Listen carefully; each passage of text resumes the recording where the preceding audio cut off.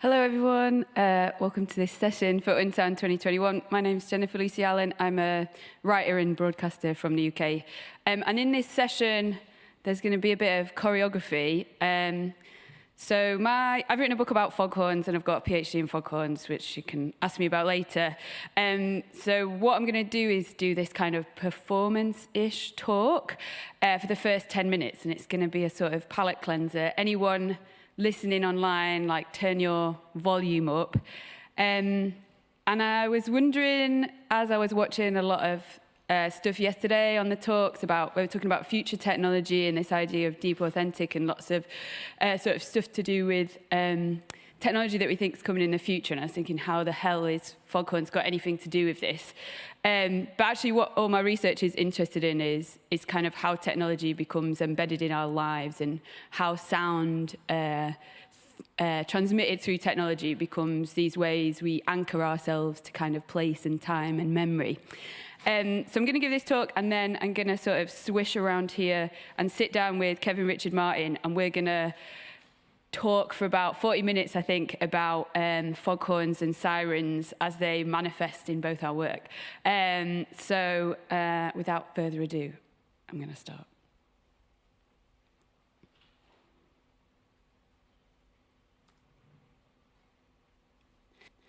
Today's talk is a short history of the foghorn, a short history in ephemera, rumour, apocryphal stories, and false memory.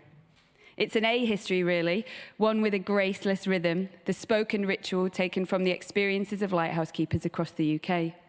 It's a tragedy, too, in the classic sense, in which everyone dies or ends up in poverty, including the horns.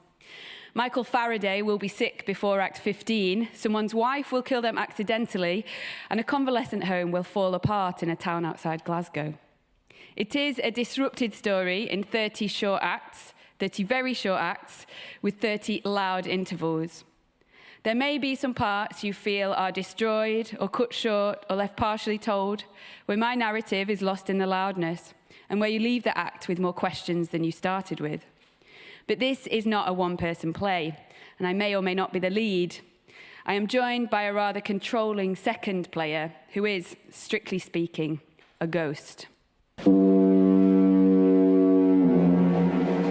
Every foghorn has a unique sound, its own pattern. It was Charles Babbage's idea so that mariners could work out where they were. Count the character. This horn has a voice. 4 seconds every 15 seconds. To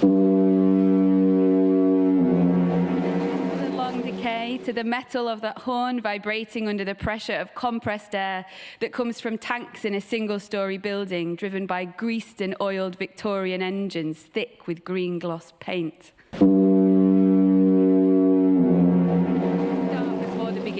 So before this sound, there were bells big enough for cathedrals, Napoleonic cannon, natural rock formations. The first fog signal was a bell on Bamburgh Castle in Northumberland in 1771. Wolf Rock got its name because before the lighthouse was built, a cavern hollowed out by the tide would howl like a wolf in warning to mariners. Wreckers would stop up the hole to drive ships onto the black rocks. The Atlantic on the Farallon Islands, 40 miles off San Francisco, 1,000 bricks and 4 barrels of cement were fitted into a crevice in the rocks. When the waves rushed in, the rocks whistled in warning. And now we reach the beginning, where there's a possibly apocryphal story, like all good origin stories, told and retold exactly the same everywhere it's found, but is impossible to corroborate, about pianos and beaches and walking. 1853, and we are on the shore of St. John, Canada, where Scottish inventor Robert Fowlis is taking a walk in the fog. Fowlis is walking back to his house along the shore and can hear his daughter, who is practicing piano. He notices as he walks that the low notes from her playing carry over the shoreline through the fog better than the high notes. So Fowlis decides to build a horn, but he completely fails to patent it, and he dies in absolute poverty. In the UK in the next decade, an American starts making inroads with the English lighthouse body Trinity House. Celadon Leeds de Bol has designed a horn he persuades them to install at Dungeness, and it's Michael Faraday's job to test it. Faraday is really old and he gets into a fight with the elder brethren, Trinity House's mason-like executive board. So when he eventually makes it out in a boat to listen to the horn, he gets such bad seasickness he calls off the testing by lunchtime. Faraday is forever crippled by nausea after this, but he considers the short blasts good enough, decrees the de Bol horn a success, and Trinity House agree to pay the man £500 for his invention. Faraday was succeeded by John Tyndall, a Royal Society scientist and forgotten hero of invisible waveforms, who once lent Darwin some foghorns to test plant sensitivity to loud noise. Absolutely nothing happened.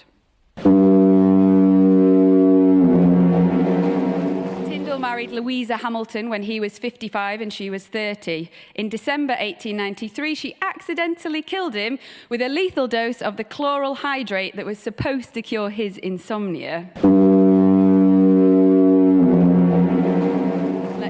Back to foghorns and his life. As scientific advisor to Trinity House, he undertook the first large-scale foghorn testing sessions in the UK in 1873 on the stark white cliffs of the South Foreland in Kent.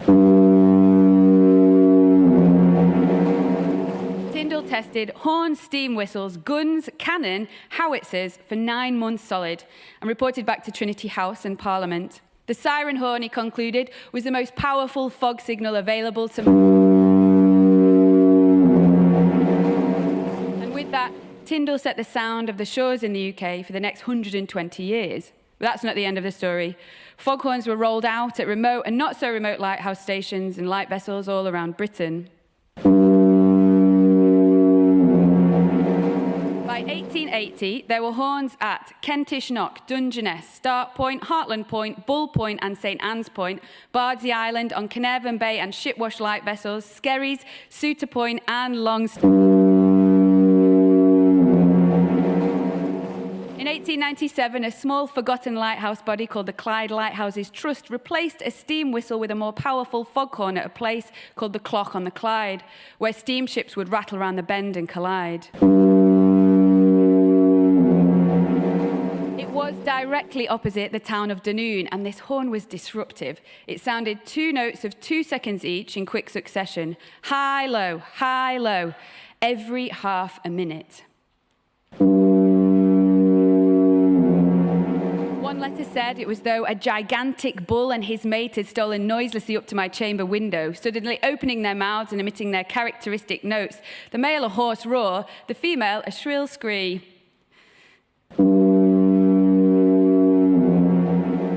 By November, the council had petitioned the Lighthouse Board about how the sound from the horn would carry across to Dunoon so powerfully, echoing in such a way that it was said to sound like the horn was right outside people's windows. A verse of a poem from the Dunoon Herald in reference to a desperate letter written by the directors of the convalescent home read, "The doctors in Dunoon declare their patients nightly mourn. They cannot get a wink of sleep and blame the clock foghorn." Later, in 1901, Lord Rayleigh conducted some more tests at St Catherine's Point on the Isle of Wight. Northern Lighthouse Board engineer David Allen Stevenson rubbished them for lacking in any controls or consistencies. But the foghorn begins to make its way into literature. Ray Bradbury wrote a short story about a foghorn, which inspired the film The Beast from 20,000 Fathoms, the first film Ray Harryhausen ever made his monsters for.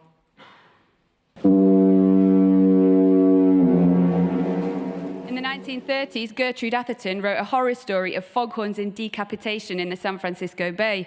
Quatermass writer Nigel Neal borrowed the foghorn for a short story where Manx folklore clashes with modern life.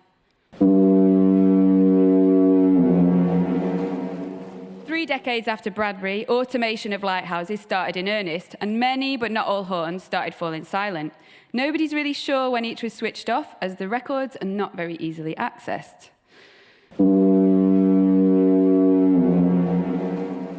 These crucial crucial switch-off dates are scattered really broadly in the archive, so the best records now are the last to be stationed there, or locals like the barfly in Lewis who can still recall the exact character of the chumping head horn.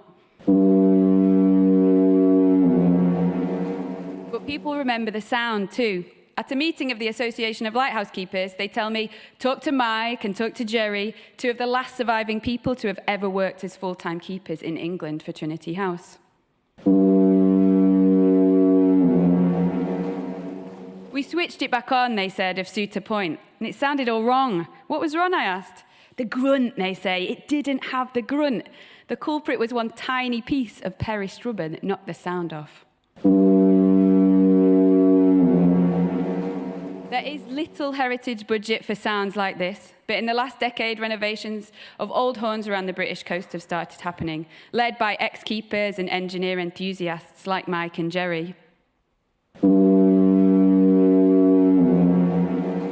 Sumberhead, Nash Point, Flatholme, very nearly, and then there's the horn with the grunt, Suter Point, and this one, Point Atkinson in Vancouver, Canada.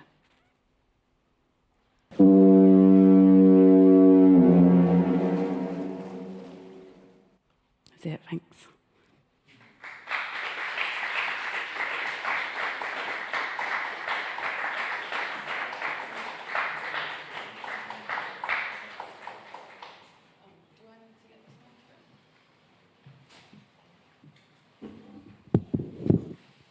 Okay. That's smooth enough. Socially distanced. Yeah. So I think that one's yours, yeah. Sure. So hello, thank you for joining me on this TV sofa. Thank you, Jen. Yeah. Good to be here. Yeah. So we talked a little bit in an interview that we did a bit ago about foghorns and sirens and horns and stuff. And there was... So my relationship to foghorns is kind of... I come into it a lot later. So I grew up in a landlocked place where there wasn't foghorns. So I think I was drawn to the complete absurdity of these kind of sound signals on the coast. Like, where did they come from? Whose idea was this? But actually, when we talked, you have a memory from childhood, basically, right? About growing up with the sounds of kind of foghorns and ship's horns. So can you tell us about that? I think? Yeah, basically, my father was in the Royal Navy, so I moved around a lot as a child from port to port. And basically, if you're living in a port, there's a bigger opportunity, I think, weather climatically, Yeah. of heavy fog. And I was just used to hearing foghorns regularly as a child, and it became a sort of hypnotic lullaby for me, really, over time. So there's a sort of weird nostalgia and romance and just beauty. You know, I don't see it as, did you just say sort of funny, absurd? Yeah, yeah. Yeah, I don't. I just see it as deeply beautiful and resonant. Yeah. When I hear that sound. I suppose the most obvious question that I have is, like, do you think that those really early memories of kind of falling asleep to that sound, this big sort of looping horn almost, has any bearing on the music you make? Definitely. I mean, I've incorporated sounds of foghorns live and on record for a while now. I remember, in fact, it was, I was reminded that when I was in a band called God, I worked closely with a guy called Alex Boos, who was a Swiss musician, composer, and he was the first person to let me abuse a studio. And he had a very good studio, and we worked often because I produced his band as well as records by Ice. And I remember having this fantasy of composing a piece which would be a sort of symphony for jet engines, foghorns, and sirens. And I'd forgotten about it, and it was only recently he emailed me because he'd seen that I'd released Sirens on Lawrence English's label, and he said, "You made it happen. You said you'd do it, and you did it." And I hadn't remembered the conversation all those years ago. And I guess when I first used foghorns, it was for a performance at a Berlin gallery.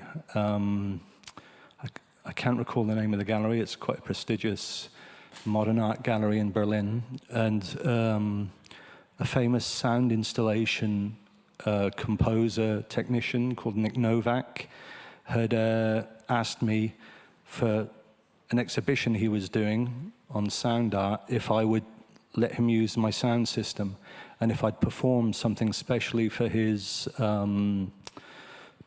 opening. And as it turned out, it was the only show I couldn't cancel because of the birth of my wife and I's first child.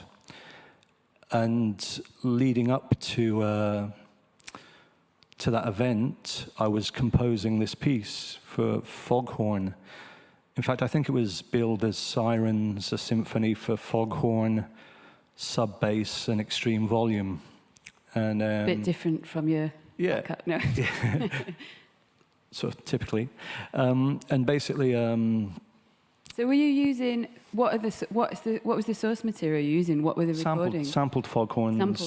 Sampled. I sampled my own sirens and obviously sub-synth. So you're taking sound. sort of field recordings and manipulating them then? Yeah. Basically just thieving sounds from the internet of foghorns wherever I could and then re-recording through the studio, you know, so recontextualizing, adding various effects. Yeah. But what I didn't know when I agreed to this performance was there was a knock-on effect, which is it was a deeply traumatic birth for my wife, and my child had to struggle to survive. He had 2 life-threatening operations in his first few months, and we were living in an intensive care unit. And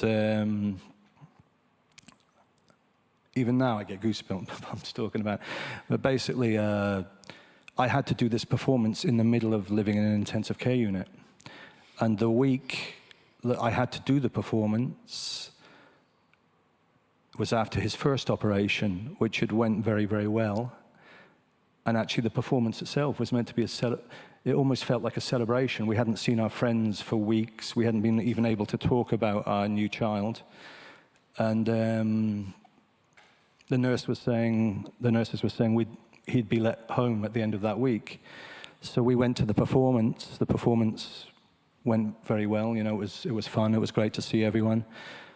And then we came back that night, and our child, Finley, if he's watching, had very serious problems again. And a surgeon came into the room, whatever time in the morning it was, we'd come back from the performance, and said that he was in urgent need of an operation and that there's a chance he may not pull through because he had necrosis of the intestine, which was basically saying his intestines were dying. So it was hugely traumatic, you know. And the reason I'm mentioning this isn't to pull people's heartstrings or emotional. I then wrote an album based around that music. There'd been 2 more performances of it before I wrote the album, and Lawrence English had been at a performance. Do you want these long rambling answers? Okay, yeah. Keep going. This is great. Lawrence English had come to a performance of Sirens at the Berghain, and the Berghain had agreed to let me perform Sirens prior to the album. But I said I wanted to bring my sound system and link it to theirs. And they thought I was completely insane. I had to sign forms basically saying that I wasn't trying to kill people with volume. There was a couple of sort of traumatic meetings where they were considering whether or not they were going to let me go ahead with it. And this, you're asking, it's not just a normal club sound system you're trying to add your own to. It's humongous. It's the Berghain sound system. Yeah. Okay. It's huge. And then on top of it, I was bringing my rig in as well, which is just lots of bass. And to hear the foghorns ringing out was so intense. You know, people were saying they felt nauseous afterwards, or they felt completely bewildered and disorientated because I used fog very heavily as part of the performance. Afterwards, my wife was crying at the side of the stage because it had brought all the memories of her birth and stress with Finley. And then Lawrence had been there for that performance because it was part of CTM, and he contacted me a little while later and said, look, I'd really like you to record sirens for my label. But as happens, you know, when you perform something that's so minimal, which is basically bass drone, sirens going round and round and sampled foghorn, I thought it'd get a bit tedious for an album. You know, that's only 10 minutes long for a reason, because it's really annoying. Yeah, so I decided I'd have to recontextualize and then use foghorns as a musical instrument, you know, not just atmospheric hook. And that's where sirens came from. So sorry, that was a long answer. No, it's great. I'm really interested in that idea. Also, the way you talk about using foghorns in this live context where you're really making sure you've got that kind of vibrational aspect to the sound. And it's something that I got really interested in doing the research when, you know, I got to stand right underneath these foghorns that are just these, you know, it's somewhere around, like, depending on which one it is, like 100, 110 decibels. And what you can, you know, stood underneath this kind of trumpet that is facing out to sea, and it's absolutely, you know, it's not deafening in a way that that it becomes particularly painful, actually. Like, but there's something completely overwhelming about the way that those sounds act upon our bodies that I'm really interested in. And also I kind of got interested in the way that I could stand underneath it, and that was kind of what lighthouse keepers would have experienced. And you're looking out on this like really epic sort of vast landscape of usually just like sea and sky, you know, in bad weather. It's completely sort of got this really like primal thing to it, you know, that's been the same for millions of years, and you're stood underneath this piece of technology that's, you know, 100 years old or 80 years old or something. But then for the people using this horn out in ships, people that would be hearing it, it gets softened by that landscape, and that's when it becomes melancholy and is sort of imbued with a lot of these emotions that I think often when I've played foghorns to people or talked about this sound, people have I thought I just had an obsession that was a bit weird and I was just going to run with it until somebody told me to shut up. But people have an incredibly emotional reaction to it. I think it's sort of something about this, maybe it's almost like a breathing mechanism, or the sound of these horns as something which kind of overwhelms us psychologically. People seem to have this incredibly emotional reaction to it. I wonder if... Yeah, it's funny because despite the fact that I grew up in port, moving around from port to port, I never got that close to a foghorn. So for me, some of my major memories of foghorns are just hanging out with my stoner punk friends on the beach in very foggy conditions, getting wasted, listening to foghorns in the distance, and just thinking, wow, this is like, it felt, because you're surrounded by like washes of fog and washes of sound, which, like you say, were distant and haunting. It just felt maternal, you know, it felt womb-like. It didn't feel painful, you know, and when I use foghorns in a live context, as I will tonight, at that sort of volume, with those frequencies pushed to the max, it's just, there's a primal, instinctive resonance that just vibrates your soul as well as your body, you know? Yeah, and I got really interested in, obviously you can't, like, a foghorn without fog is just a horn, and it's a totally different piece of machinery. And the fog, as you described, like sitting on the beach, like fog as a type of weather affects our senses in this completely instantaneous, like deeply multisensory way. Like if you're in really thick fog, it's a tactile thing. You can even maybe sort of smell salt water a bit better than you could before. And you can't see anything. And all of a sudden you become such a listener to your surroundings. And And that's kind of like a thing we experience in weather, but also we translate that to experiences in a club. Like it's you can sort of use that to sort of create an experience for your audience. I wonder how much you have thought about that. Yeah, your use of like thick fog and in what way you're using it. I basically, myself and Justin Broderick of Godflesh, when we were both in Techno Animal, we decided very early on that our show is boring as hell to watch. It's just two dudes hanging over a mixing desk. So what's the point, you know? And it made sense to me that as a way of counterbalancing that, okay, what can you do? You just deprive people of their senses. You completely fog the room out and have volume pushed to the max. So it becomes, again, much more of a disorientating, visceral experience, because you use your other senses, not your eyes, which we generally use so much. So it was with those early Techno Animal tours, and when we discovered clubs, you know, we'd been playing in shitty pubs, in rock venues. You told me. Can you describe? I mean, some people might have heard this story, but when we chatted a couple of months ago, you described that first venue that you were putting the night on in Brixton. Can you describe that?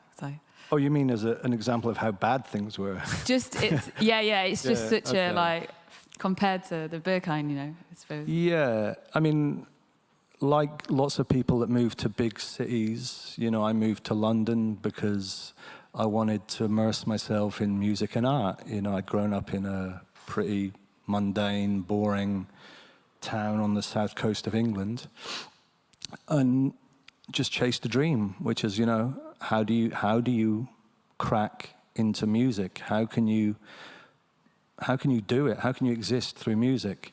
And realized very quickly, you know, it's absolutely shit in London. You know, you basically had to pay to play.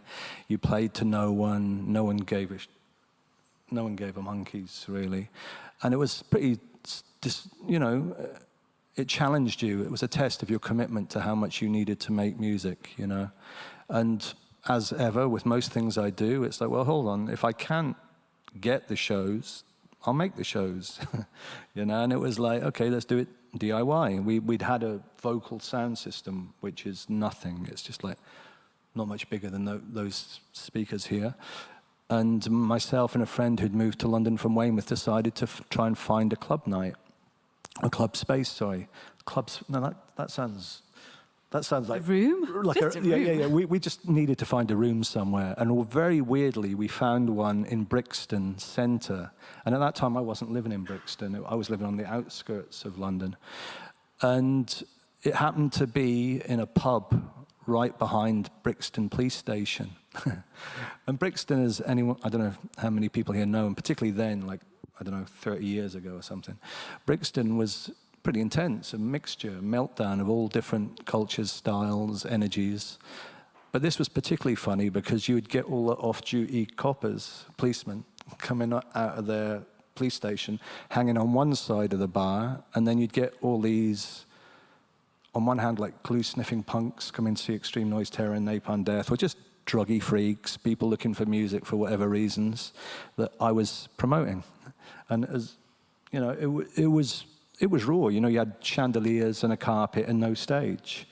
But it went from, you know, no one knowing about it for a year to suddenly, I happened to be a catalyst for promoting thrash bands that suddenly became very popular. People like Napalm Death and Extreme Noise Terror, or I gave Godflesh their first show.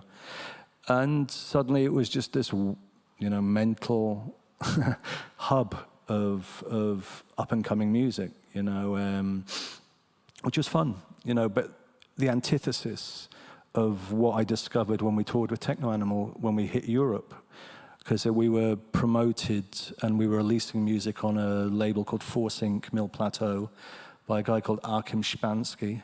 And he introduced us and invited us to tour Germany, which, you know, like I said, Justin came from metal. I came from like this noise rock, free jazz crossover. We hadn't really had that much experience of clubs. In fact, I think at the beginning then, none. in my case, just reggae sound systems. So we discovered, like, through touring with people like Porter Ricks, DJ Rush, Alec Empire, Ian Pooley, I can't remember who else was on that tour, the joys of sub-bass, you know, and of massive sound systems, and of seeing mixed audiences, not just, you know, antisocial white dudes dressed in black, you know. So it was a revelation, you know, and definitely affected me deeply in how you could work with sound and frequency in very deeply physical ways. As I said, I'd already been hooked on reggae sound systems. And when you talk about sirens, the dub siren, which I'm hooked on anyway, is just a constant at reggae events. And for me, it all goes back to hearing Public Enemy for the first time as well, you know, and growing up in London in poor areas, living in Bethnal Green for years, where the soundtrack, when you're on the main road leading to one of the biggest hospitals in London, is just constant sirens from ambulances and police cars. So for me, it's that sirens just tap into your central nervous system. You know, they do what they're supposed to do. Of course. On a simple level, they do what they're supposed to do. It's like a call to action, and sonically, they are sort of a functional design to tap into that. And I think it's really interesting the way that is co-opted in sort of different ways by musicians like yourself. But also the way, so there's a story that I wanted to tell you actually, because it's worth noting, like, there's probably like 3 copies of this. You asked me for a copy of my book about 6 months ago, and there's maybe 3 copies lost in the post somewhere between the UK and Belgium now. It's the curse of Brexit. I know. Yeah, it's Brexit. A curse, yeah, you know? Yeah, and nobody knows how to solve it. But there's like 3 copies floating around. Sometimes they make it back to me, sometimes they go away. So there's a story in the book that I tried to, and I don't know, actually, maybe you even have heard of this. So my friend Evie's mum, who used to be involved in sound systems and rave culture sort of around Sheffield, when I first started the research into Foghorn, she was like, oh, I remember reading this story or knowing about this sound system where they'd bought at auction somehow a foghorn that was being decommissioned by the Navy or something. And there's such a lot of competition between sound systems to who can be the loudest, like this completely dominating thing. And she said she definitely read this story about a sound system that had an actual foghorn from like some sort of ship, some sort of, I don't know what sort of foghorn, but obviously that's going to be fucking massive, even in the context of the biggest sound systems you've ever heard. Just hearing you mention that now, one thing I really distinctly remember is when Jungle hit London. Again, just like something I'd never heard before, but when you used to go to early Jungle raves, everyone would have air horns, which sounds whack, but actually it was like the walls of Jericho, you know, because the air horns were at least... Little like canister ones, or like... I can't even remember, just the air horn. I just remember walking into venue after venue, just being surrounded by these waves of air horn, which were at least twice as loud as the music, because everyone was blowing them. And it's that top end. Yeah, but there was a more pain. It wasn't like a foghorn. This was like, Jesus, you know, but super exciting, you know, Creates just amazing. Kind of psychoacoustic space almost. There's this Yoshi Wada piece that I've performed a few times, like as sort of events surrounding the book or foghorn stuff, that is sort of on his bios and all over his wiki. But before he died, I asked him about it to say, can I perform this piece that I've read about that you did? And he was like, I've actually got no memory of doing this whatsoever. So it's kind of this gorgeous, like, apocryphal story, which is a lot about what the book is about, how lots of the story of the foghorn is really about people's memories and misremembering things as well. But it's like you get about the sort of canister ones, the compressed air ones that you take to like football matches and raves and stuff. You could just get basically a bank of those, and then you play them till you run out. And the ones I remember were just like plastic, stick them in your like a vuvuzela. Yeah. It was just sort of goofy, but just amazing. This is kind of goofy, and I've done it before, and like people sit at the front, and you think it's just going to kind of take everyone's head off in this like really unpleasant like cacophony, but actually because they are these like imperfect machines, and this is probably the same as what you're talking about, they almost like create this accidental microtonal thing, that's you right. know, Yeah. and they phase in and out, and it's completely it was literally beautiful. like waves. It was like waves of horn blasts, which were, you know, just exhilarating. And just the jungle, when you, at that time as well, was so fresh anyway. And just, you were hearing a lot of things that you'd never heard before. And on top of it, you've got like audience participation of just this mass rank of blasting air horns. It was pretty special, yeah. Totally transcendental. Yeah, I kind of really love this idea of the way these, like technology, like foghorns and things like that, get co-opted by, and this, so this story about the sound system, which may have been in Sheffield or Birmingham, like I asked everyone about it. I got kicked off a sound system forum for asking about it. They were like, you're only allowed to post memories on here. You're not allowed to ask anybody about their memories. I was like, okay, cool, thanks. So if anyone has any information about this, I've been trying to track it down for like 5 years. I asked Chris Watson, I asked Joe Muggs, I asked a bunch of guys who run a sound system in Bristol. Like, I've asked everyone, and people are like, I kind of remember that, I'm not sure. So it maybe is a totally apocryphal thing, but I still love the idea of it. And the idea of it is so powerful that this big piece of sort of military industrial machinery has been completely co-opted for all its power, and all that power has just been put into a sound system for people dancing in this transcendental way. And it's kind of my favorite story, even though I've never found it out to be true or not. But I did also hear a story en route to that about sort of a rave where they used to apparently have some sort of jet engine that they would start up at the peak of the rave. So it's just like this big whooshing sound. Yeah, and I definitely went to raves where people were using air raid siren. And I think at one dub event, I remember that they had a real air raid siren that they'd managed to get somehow, and that was mental because it was excruciatingly loud and painful. Yeah. But quite mad as well. Digging into what's happening there, I find completely captivating. Like this, the power of that piece of machinery, what was originally built for, and then putting it in a completely different context is. Yeah, there's a really famous track that Rhythm and Sound reissued. I think it was by someone called I.J. Man Levi, called Call Me Rambo. And that uses something like an air raid warning siren, but it's one of the most deafening sounds I've ever heard on any record as well, because it comes in twice as loud as the music on the record. Astonishing, just like, in terms of just goosebumps, good and bad, it just affect, shock. You know, it's amazing when things are used and abused and misused, and just, like you said, co-opted into areas you wouldn't expect, you know. Yeah, I find it quite profound in that context in particular. And also the sort of says something about the way we perhaps like preserve sounds or remember sounds, and how they have these kind of very tangled histories throughout our own personal biographies, but also through sort of places and times and cultures, that's like never simple. Well, for me, I've realised as well there might be a link, because the first instrument I played was a saxophone, and I was drawn to the bass notes of a sax, and that use of, when you blow sax, the resonance on the reed, and how you feel your inner body just like shake when you're overblowing, which is something I found very satisfying. Again, it's just trying to constantly,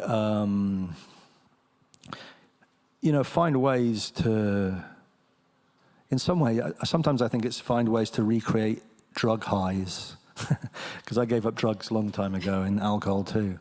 And for me, it's like anything that simulates that feeling of, mashing up your nervous system, giving you different ways of perception, transcendental experiences in any way.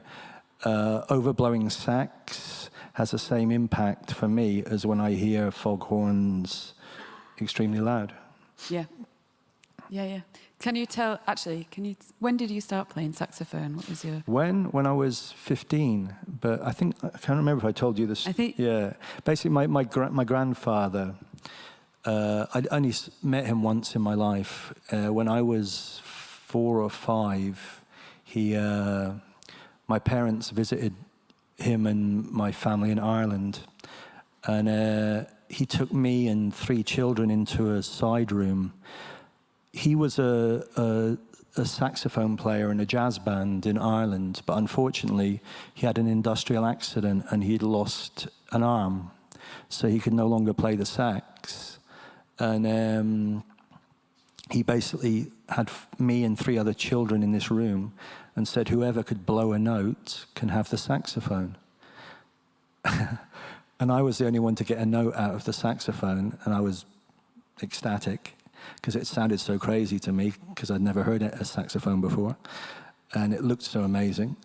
But then he said he was just joking, and I distinctly still remember crying my eyes out for a long time and my mum trying to calm me down because I thought I was getting a saxophone, which I never got. And in a way, I think the connection to the instrument came from then, and just the fact, my father was a musician, my grandfather was a musician, my mother piped disgusting heavy rock music through every room of the house she could. Yeah.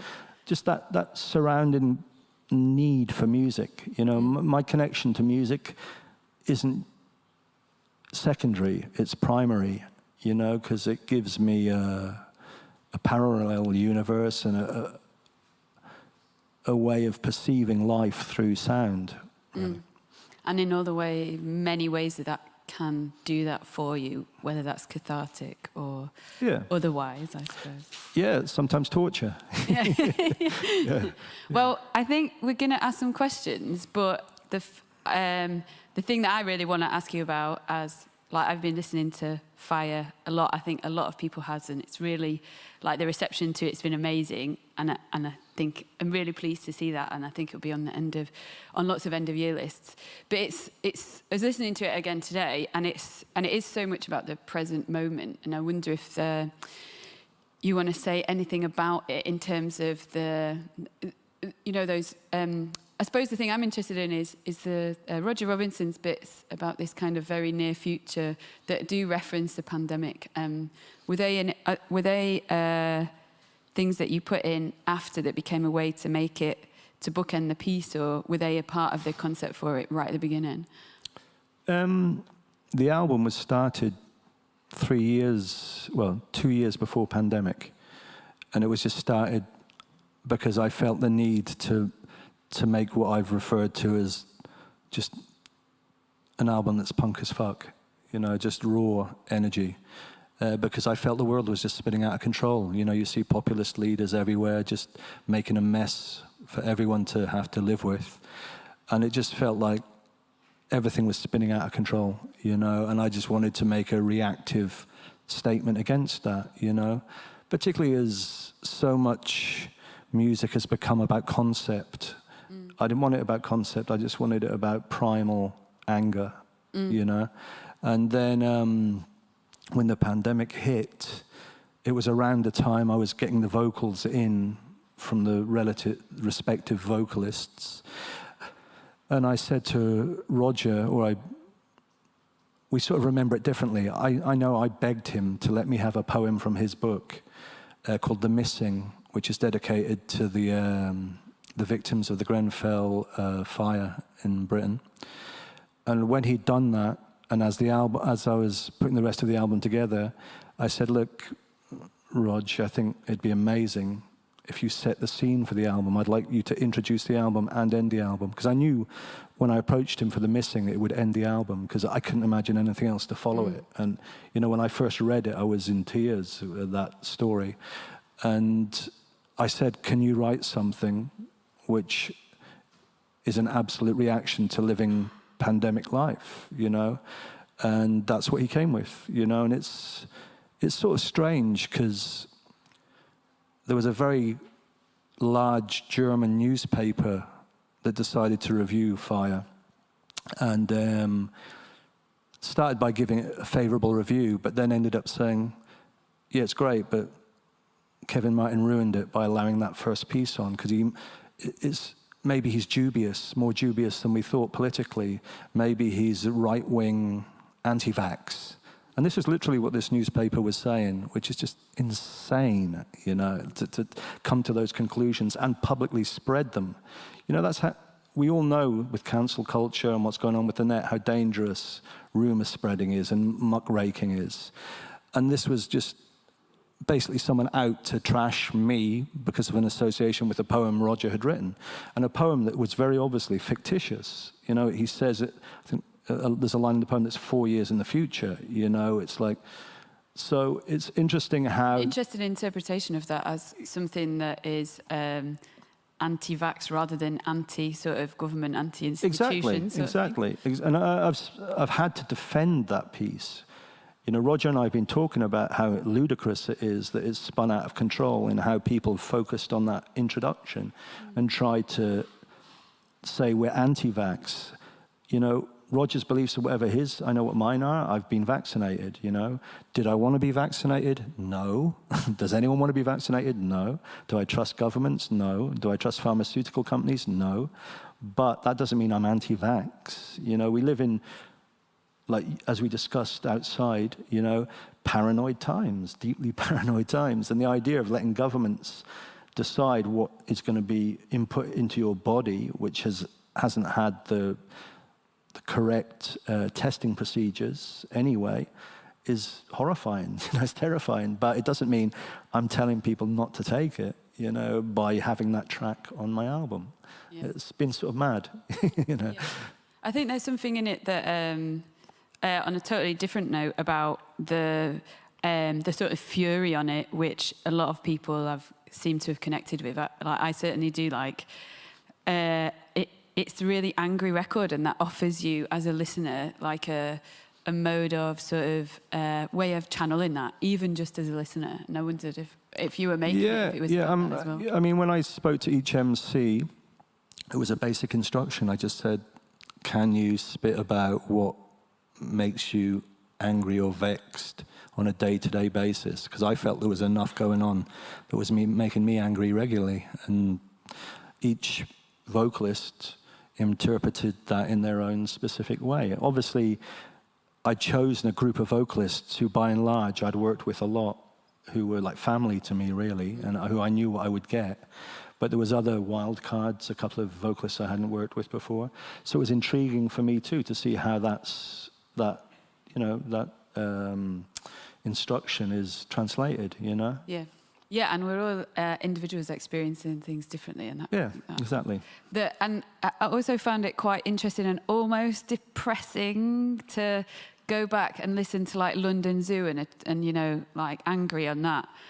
Like almost depressing to think like, I still kind of feel that angry. Like almost, or that track spoke even louder than it did when it came out. And that's the first in that trilogy, and then there's Angels and Demons, and this is the sort of closing one. And I wondered how you felt about that. I think it's tragic that life continues in these cycles where a very small amount of people rule a very large amount of people through deceit, greed, etc., etc., I just felt that I had to make a record that I'd had brewing inside me psychologically as a need to let off steam. And that doesn't have to be depressing or anger as a cartoon thing, because I don't find the album is either of those things. I just think it just means I was trying to make something that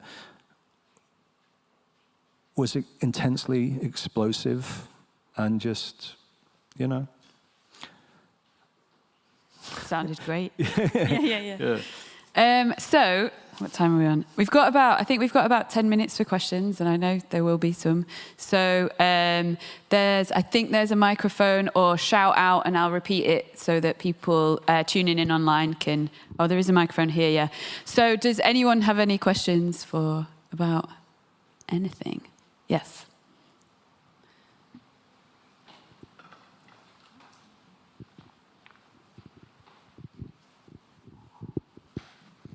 Hi. I just wondered if you could talk about how places you've been and places you've lived have affected your music, Kevin? I'm thinking particularly you've moved from, obviously, to London. There's probably some experience with Bristol, if I'm not wrong. Berlin, Brussels. Do you think places had an impact on the music you make? Certainly, yeah. Yeah, I mean, but often just in ways that I'm not even that aware of, I think. But yeah, I think absolutely. I think in particular in Brussels for the last year and a half, the studio has been a way of just trying to keep sane when the whole world just seems so mad, you know, and just when you see your livelihood disappearing and just using the studio as an escape mechanism and just a way of trying to create money or any response. And London certainly had a massive impact on me. And London Zoo, really, I wanted it to be a reflection of hustling, hassling, struggling, surviving in a city like that. And even the fact that Jennifer invited me to talk about foghorns, knowing that Weymouth, which I've ended up talking a lot about recently in interviews, I don't know why, because I hate the place, but had a big impact on me, because whether it be through foghorns, whether it be through being hunted by off-duty Navy, Army, RAF people and beaten up, thrown through a window, having my nose broken because of the way I looked fashion-wise, had a big impact on me too, physically and mentally, you know. So yeah, I think life has an impact on you, and if you move around a lot, it's going to impact your art for sure. And places, I suppose that what you're talking about there makes me think about the way, and something that I got really interested in research is that place is not just a geographical location that impacts on you through its kind of shape or forms. It's a community of people, or a lot of overlapping communities as well. Like, and the way that, and they're somewhat acoustic or they're musical, but they're also those social hierarchies as well. And all of that, all of those complex things feed into our like sonic biographies or something. True. So do you have any more questions? Yes. Over the other side.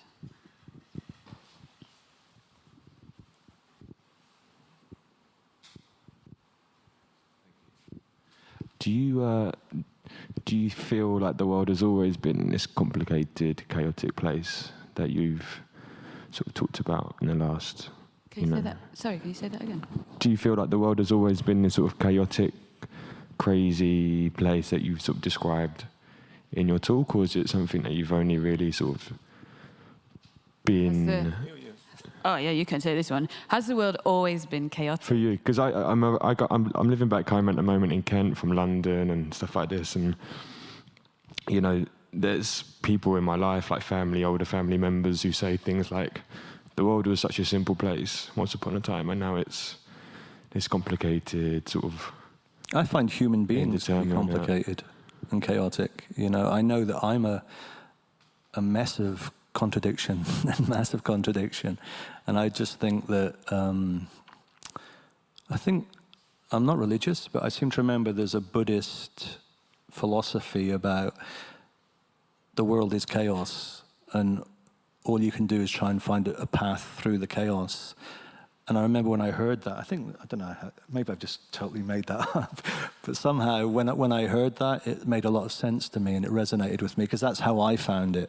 Maybe I'm just, you know, maybe I just had a particularly haphazard upbringing, and it's obviously down to individual cases. Maybe other people are just more chill, come from sweeter backgrounds, and stability that I never did. But when I say the world's chaos, I don't necessarily see that as a negative thing either. You know, I like chaos. I like cities. When I moved to London from Weymouth, I wanted chaos. I wanted concrete. I wanted noise. Because for me, there was a side of middle England, or in my case, southern England, that was just death. It was just lifelessness, and it just seemed tedious and boring. And I like instability in many ways, but like everyone, that can be tiresome too. So there's no absolute answer, really, I'm afraid. I feel like deeply suspicious of anyone who makes blanket statements like that, because it doesn't, of course it's true for the person saying it, like things used to be simpler, but what there's missing on the end of that sentence is things used to be simpler for me. Like there's no like objective state of the world where things were simpler. It just depends who you were and where you were.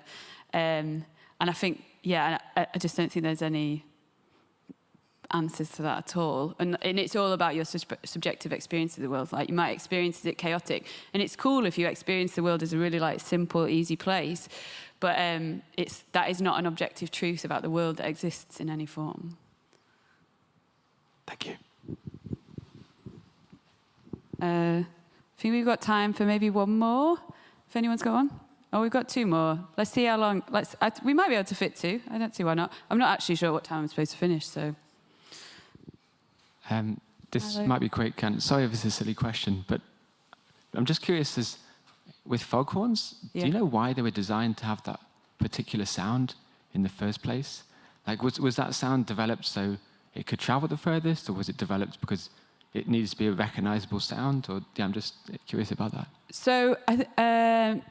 So each of them has like a different sound, and there's a number of different technologies that kind of took root. So there's sirens, which is like a sort of siren. So it's like sort of brass discs with holes cut in the side that like rotate at like, it's like 120 BPM, basically. Like the allusions to kind of musical instruments or technologies are like very close. And then there's a diaphone, which is kind of this piston mechanism so that's the one that has the grunt at the end. So it has this kind of cough where the last of the air is forced out of this kind of piston mechanism. So those were the two ones that were sort of rolled out and used, and every site was different. So they did do a lot of experimentation around each site, because there's massive access issues when you put stuff on tiny islands and cliff faces and stuff like that. And you've got to get this engine there. And you've got, when they were installed, you had to get coal down there as well to fire up these engines. And the engines are actually like more dangerous for your hearing than the foghorns themselves, because they're this constant noise. It's a big steam engine. If you go to like country fairs and there's old enthusiasts with the like big chug chug chug chug chug chug sort of steam engines, it's those that make the compressed air that goes into the tanks, that goes into the foghorns. But yeah, they did do a lot of experimentation. They would some places they would put these kind of concrete baffles around the back of the horns to kind of deflect it out to sea and keep it away from the village. They would do these kind of tuning things where they decided the pressure based on the shape of this horn, and the shape of the horn was based on the landscape. So some places had two, if you had to cover an arc. Some places had like one that just sort of shoots right out to sea. And they would tune it so that they got a clean sound in terms of like regulating the pressure. So the pressure that you sounded it at, you wait till this volume, like till a sort of little dial gets up to whatever PSI, and then you can sound the horn. So they have like all these really characterful things. They're not just these kind of machines that you like stick one there and switch it on and it's all the same. They all have these like completely idiosyncratic things because of the place that they are located. So yeah, but in terms of the actual choosing that sound over other sounds, they did all these tests at the end of the 19th century, and they found that the weather it has such a lot of control or like effect on the way sound travels, particularly in an environment where you've got a lot of cliffs and water and temperature inversions and stuff like that, that they found that there was all these mad psychedelic sort of experiences that they had. And there's this amazing, it's really boring scientific report, but there's these moments in it that are incredible. So the guy John Tyndall in that little talk, when he did those things, he would like sail out in this boat and he would be able to hear this horn like loud and clear for about a mile. And then for 2 miles, it'd completely disappear on a completely clear day. And then he gets 6 miles out and he can hear it again. So, and there was ones where there seemed to be these kind of echoes coming from absolutely nowhere, this like blank spaces of air, basically. And it really confused them all. And they realized that they'd never be able to find anything that actually worked in the way they wanted to, which was to travel, I think it was 4 or 6 miles, which was the turning circle of a ship at the time. So you would hear it in time to like fucking turn around. And they realized that just wasn't possible, just because there is an inherent impossibility of ensuring sound will travel through weather, especially when fog is like a temperature inversion, right? So that distorts sound. So they just kind of defaulted to this thing, which was just like, oh, well, which one's the loudest then? Which one is just the loudest? We've just got to do that one. That's the only option. So there's something in the foghorn itself, which is like this, it's almost this kind of giant folly anyway. Like they're really expensive. They use fossil fuels and they take loads of maintenance, like more than a lighthouse really. And they weren't even switched on all the time. Like a lighthouse is on every night, a foghorn's on, well, however many days a year, depending on where you were. But so there's this something right in the core of them that they are this like 19th century extravagance, you know, which I feel completely captivated by. I'm not sure if that answered your question at all, but yeah. So yeah, one more because I blabbered on about that.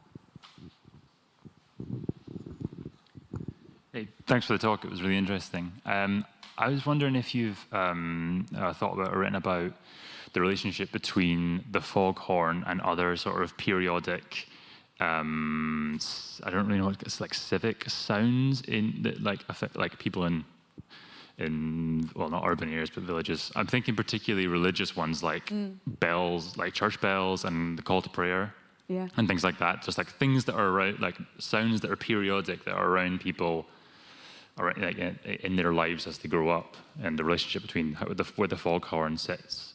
Yeah, and, like, other ones. yeah, quite a lot actually, because a lot of the research became about this idea of it's like an R. Murray Schafer idea of a sound mark, which is like a landmark but in sound. And I was walking to the talk today, and the little trumpet player in the square here, who plays, is it every hour, and sticks a little trumpet out of the church and like plays a little song. Like that is a sound mark of Krakow, you know. That is a sound that you associate with this place that is unique to this place.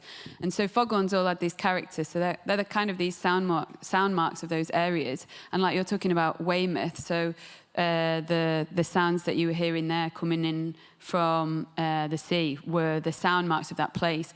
And I got quite interested in what that means in terms of how we as individuals become attached to places via these sounds, and then what that means for kind of heritage and preservation, because obviously a lot of those sounds are to do with technology. So you think about perhaps like a metro system or a tram system in a city, like the sounds of those change over time. And I went to San Francisco for the book, and there's an interesting detail to do with it in terms of, so they have the trams in San Francisco, and the really old ones like have these quite distinctive sort of bell sounds as they travel up the hill. But the electric ones, they have a imitation bell sound. You know, they've replicated that.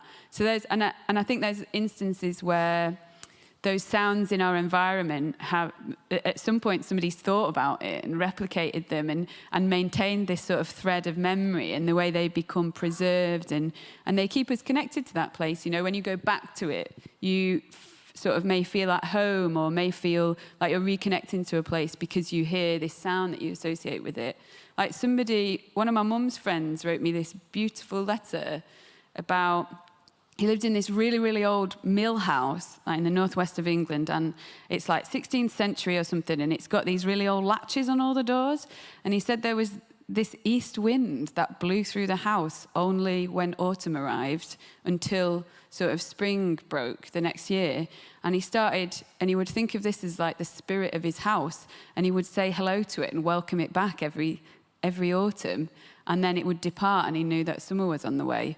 And I thought it was really beautiful, that idea of such a, you know, it doesn't have to be a big siren to give you this idea of sort of connection to something, you know, be it a religion or a place or a person or a home. And I think we underappreciate sometimes how much tiny little details, like the rattling of a specific latch, we our brains, without us realizing, like latch onto those sounds and develop associations with them really deeply. It was quite interesting when I released Sirens.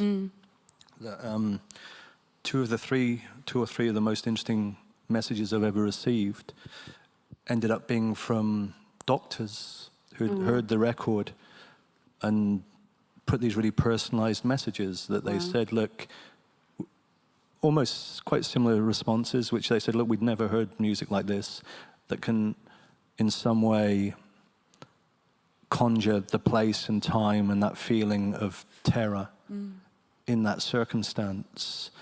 And it was really touching, actually. And also I ended up getting mails from other parents who had had really traumatic experiences. And I hadn't expected any of that. Yeah. But in terms of how sound can bring back a time and place when you hear it is really intriguing to me, you know, as well as the obvious, which is if you're passionate about music, there's certain key moments in your life that you associate with music. Yeah. But in terms of a depth and resonance of what sound can mean for your psyche, it was really intriguing to get those responses, you know. And sort of must be really, there's something incredibly beautiful and moving and sort of must feel really like you did something right about people feeling like they can, like that the album was like an opening to get in contact and like tell you about that, like people sharing their feelings and memories and creating a space for that, I think is like hugely valuable. Yeah. I mean, like I said, it was totally unexpected to get those responses. And also to make the album was really quite harrowing because I had to put myself back because I decided to make a narrative of personal horror, actually, you know, and having to go back into your... Because I learned so much about myself. You know, there was times I was literally on my knees crying my eyes out whilst they were drilling a hole in our son's head, you know, and just having to remember and recall those circumstances and then put a soundtrack to it. It sounds sort of trite almost to do that, but I went so deep in how I made the music sound to try and you know, accommodate those feelings of that time and those emotions, and to have people respond in a way that it touched them in the same manner was just incredible, you know, like incredible. Yeah, and that's the kind of like hopeful thing that I think is good to hold on to at the end of it, as like sound's power in that way, you know, to do something and help something. But yeah, I think we have to stop. I think so the lights go off. But thank you to everyone for your questions, and massive thanks to Kevin, Richard, Martin. You're playing tonight? Tomorrow? Tonight. I'm not sure what time, but it is tonight. I think it's midnight. I'm not going to remember the programme. But it's tonight, and it's going to be really good. I'm really looking forward to it. So thanks to everyone for joining here, and thanks to everyone online. It's really nice to have you.